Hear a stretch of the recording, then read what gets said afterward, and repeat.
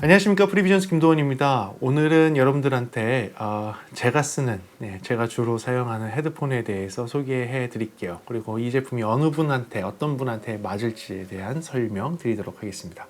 오늘 여러분들한테 소개시켜 드릴 제품은 베이어 다이나믹사에서 나오는 T1이라는 제품인데요.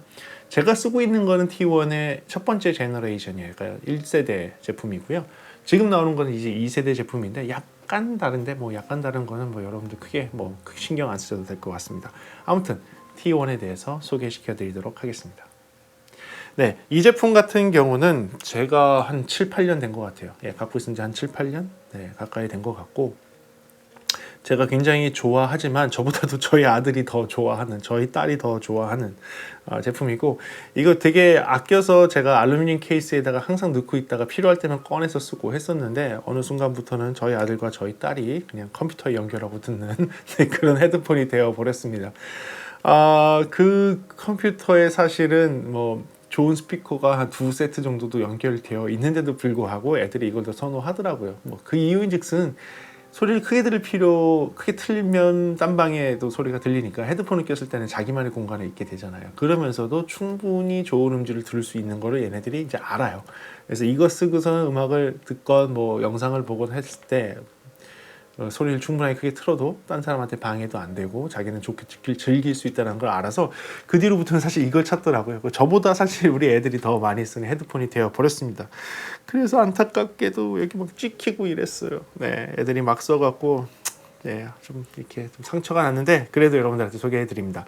자, 이 제품 같은 경우 베어 다이나믹인데, 이 베어 다이나믹은 사실은 헤드폰보다는 진짜 프로 오디오 쪽에서가 훨씬 더 유명합니다. 저희 프로 오디오 쪽에서 제나이저나 베이어 다이나믹을 모른다고 하면 간첩입니다.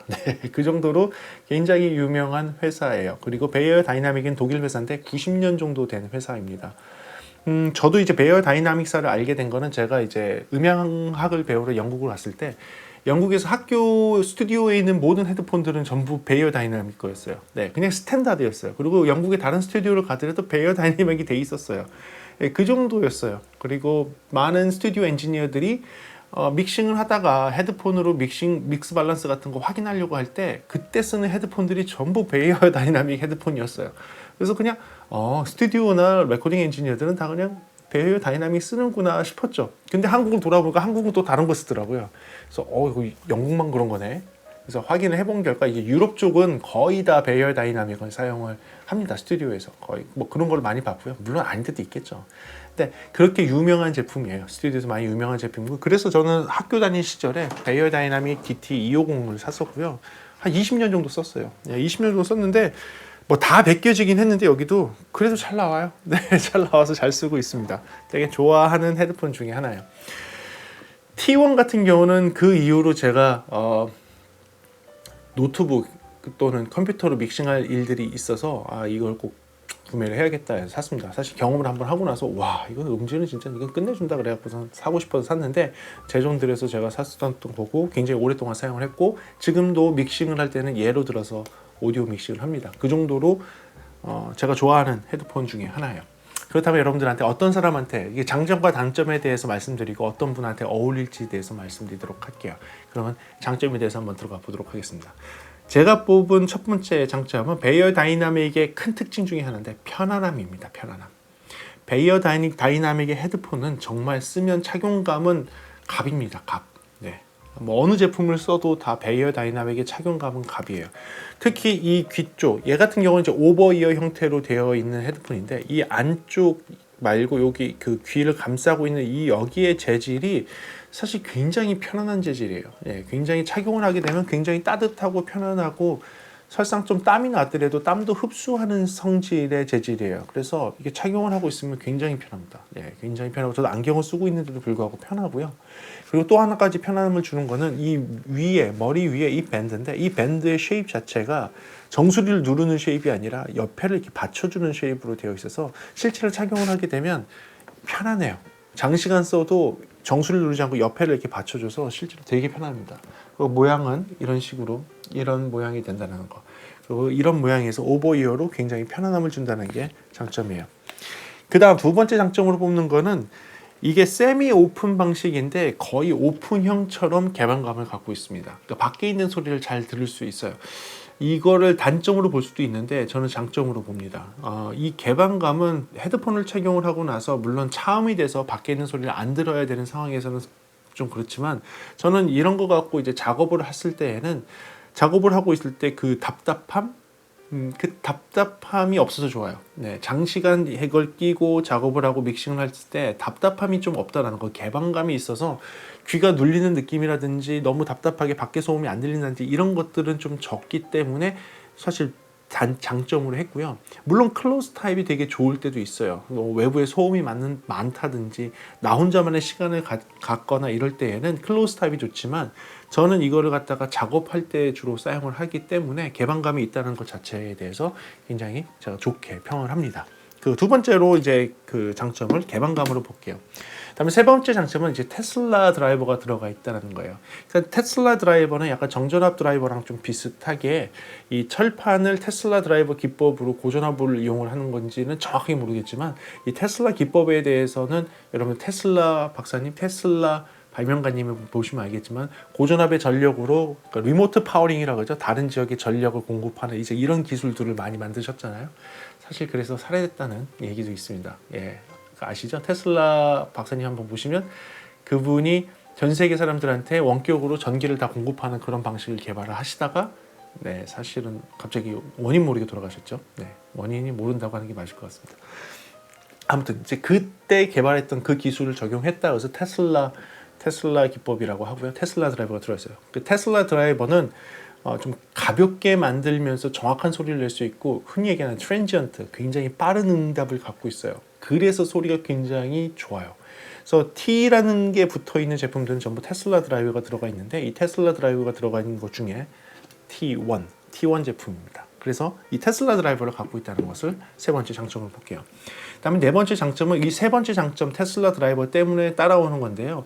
이 제품 같은 경우는 해상도가 진짜 좋아요. 네, 해상도가 정말 좋아서 저는 이제 그 해상도를 판단을 할 때 이런 걸 합니다. 그러니까 보컬이건 어떤 악기건 복잡한 소리가 있을 때 보컬들도 복잡한 소리 안에서 리벌브라는 걸 집어넣거든요. 그러니까 그냥 노래 부를 때 생짜배기로 부르면 재미가 없어서 노래 부를 때 뒤에다가 리버브라는 잔향을 이렇게 깔게 돼 있어요. 그러니까 그 목소리에 대한 잔향을 같이 붙이게 돼 있는데 해상도가 떨어지는 헤드폰이나 이어폰을 듣게 되면 복잡한 소리 가운데서 그 목소리의 잔향이 대부분 그 복잡한 소리에 묻혀서 안 들려요. 네, 디테일이 하나도 안 살거든요. 그 뒤에 있는 잔향의 소리가 하나도 안 들립니다.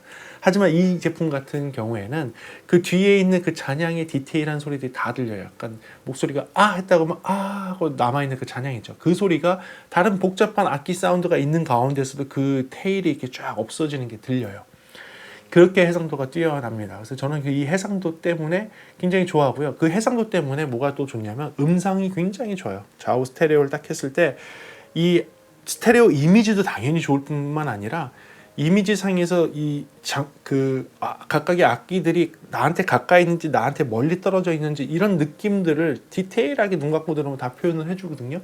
그래서 그런 해상도 그런 능력들이 저한테는 굉장히 마음에 들었어요. 그래서 저는 그거를 네 번째 장점으로 보겠습니다. 그다음에 다섯 번째 장점은요, 톤 밸런스예요. 톤 밸런스. 믹스가 가능한 수준의 톤 밸런스를 줍니다. 이 톤 밸런스가 여러분들 꼭 듣기 좋은 톤 밸런스라기보다는 정말 흠잡을 데가 없는 톤 밸런스예요.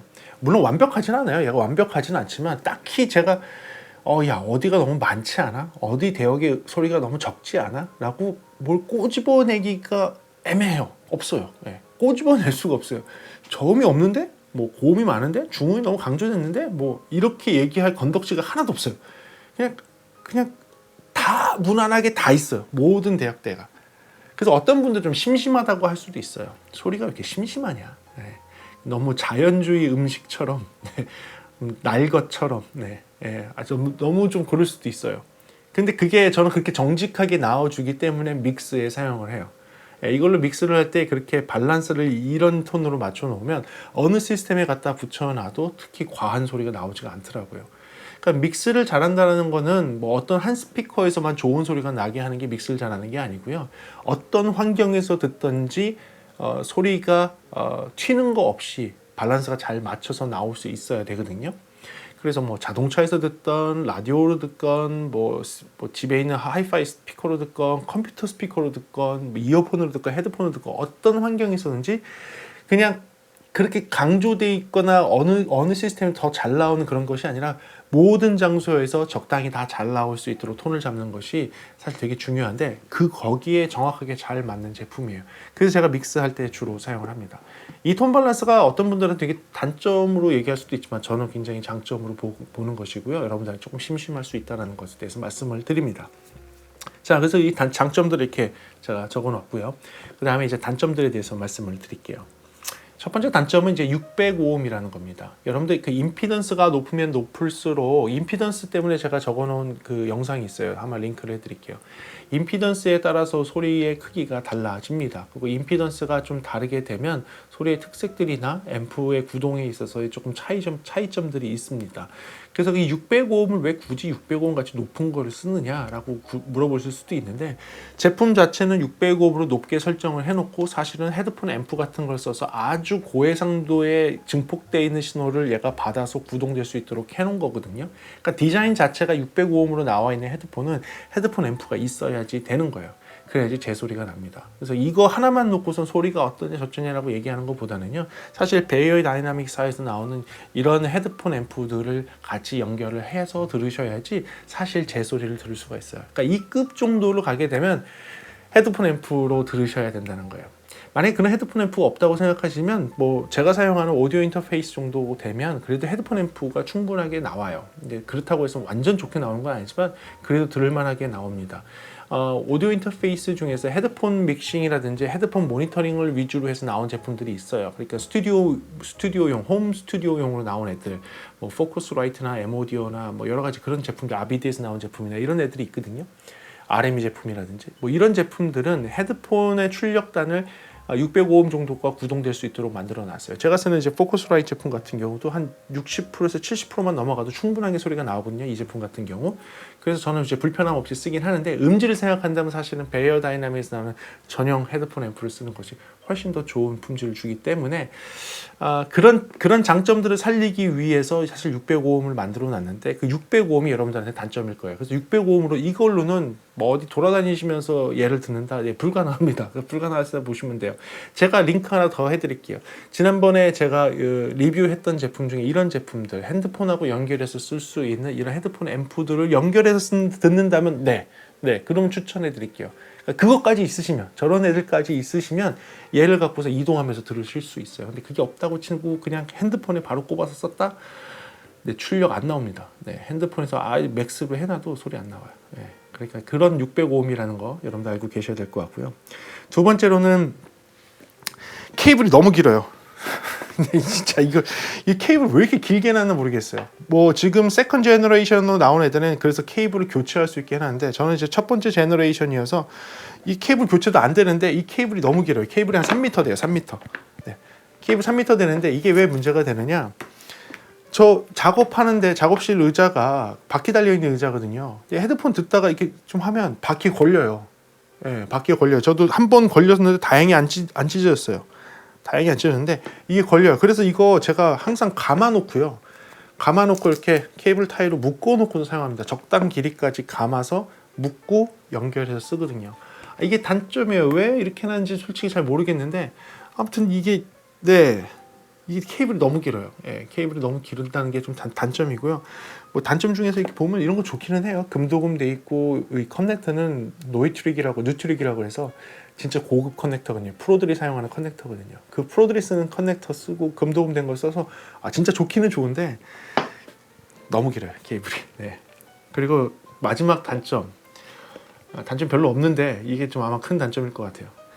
가격이 너무 비싸요. 솔직히.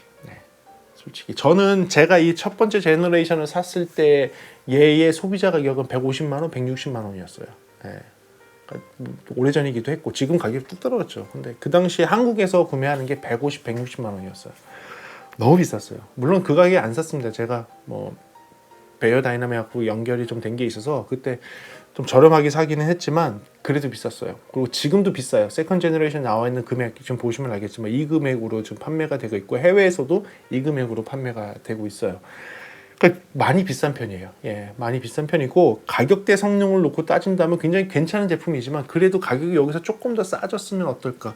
예를 들면 지금 알루미늄 하우징이나 뭐 다른 것들 가죽으로 하고 이런 것들 다 좋은데 저 같은 이제 프로 엔지니어가 썼을 때는 사실은 외형보다는 성능이 더 우선이거든요. 그래서 외형을 조금 더 줄이고 성능을 더 높일 수 있도록 했으면 어떨까.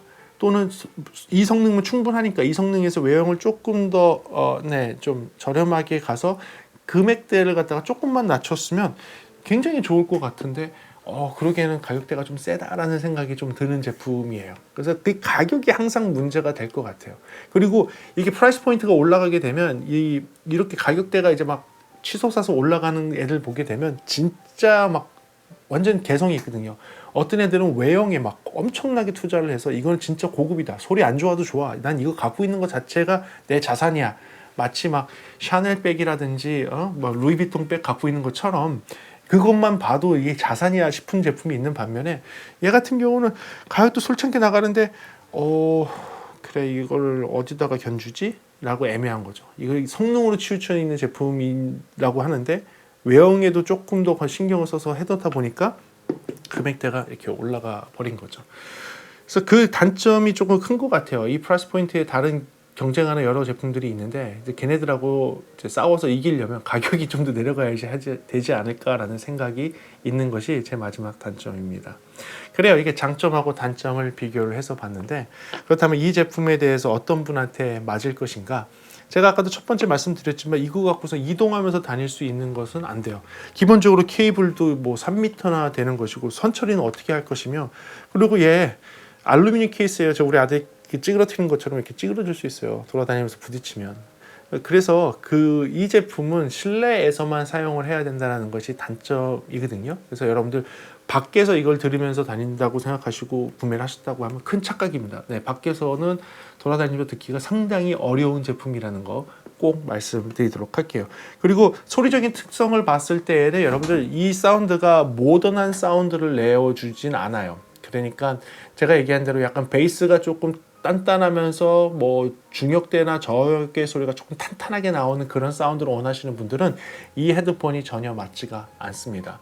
얘는 굉장히 아까 심심한 플랫한 반응이 나오는 이어폰이에요. 근데 제가 그전에도 맨날 이거 플랫하게 나오지만 얘가 모던하게 톤이 잡혀 있어요 라고 하고 현대적으로 톤이 잡혀 있어요 라고 하면 중저역대가 살짝 올라가 있는 거예요. 그게 요새 나와 있는 음악들에 굉장히 잘 맞거든요. 그래서 그렇게 돼 있는 애들을 여러분들 플랫하지만 현대적으로 톤이 잡혀 있어 라고 얘기하는데 이거 같은 제품은 첫 번째 제너레이션이서 그런지 모르지만 옛날 스타일이에요. 플랫한데 중저역이 살짝 빠져 있는 듯한 느낌의 플랫이에요. 굉장히 플랫한데 그런 느낌이어서 약간 타이트한 저음을 원하시거나 좀 다이나믹한 반응의 베이스를 원하신다면 거기엔 조금 맞지 않습니다. 그래서 여러분들 그런 분들은 좀 피하시는 게 좋을 것 같아요. 그 이외에 나는 스튜디오처럼 집에서 이렇게 작업을 좀 많이 한다. 근데 헤드폰으로 좀 들으면서 미세하게 좀 조정하고 싶다고 하시는 분들한테는 제가 적극적으로 권장해드립니다. 그리고 특히 지금 세컨 제너레이션 같은 경우에는 이 커넥터도 바꿀 수 있도록 나와 있고 그 다음에 여기에 있는 이 폼 자체를 바꿈으로써 저음의 강도를 다르게 할 수 있는 여러 가지 이 폼들, 귀 쪽을 감싸고 있는 이 폼들의 종류가 나와 있대요. 그러니까 그거를 교체함으로써 저음의 강도라든지 이런 것들을 조정할 수 있게 나왔다고 하니까 여러분들이 만약에 이 세컨 제너레이션을 생각을 하신다면 세컨 제너레이션 갖고서는 조금 새로운 것들을 시도해 볼 수가 있겠습니다.